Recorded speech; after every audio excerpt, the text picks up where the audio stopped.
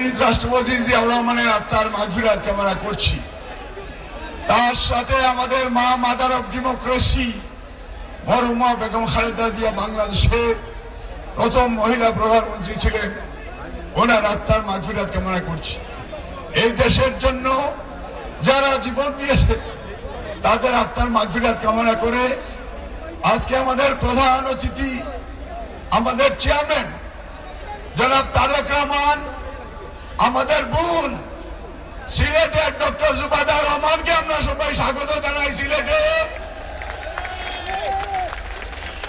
আগামী নির্বাচনে আমরা সিলেটের প্রত্যেকটা আসনকে দানের শীষে ভোট দিয়ে আগামীতে বাংলাদেশের প্রধানমন্ত্রী জনাব তারেক রহমানকে আমরা দেখতে চাই। মহান আল্লাহ সর্বশক্তিমান আমাদের সকলের সহায়ক।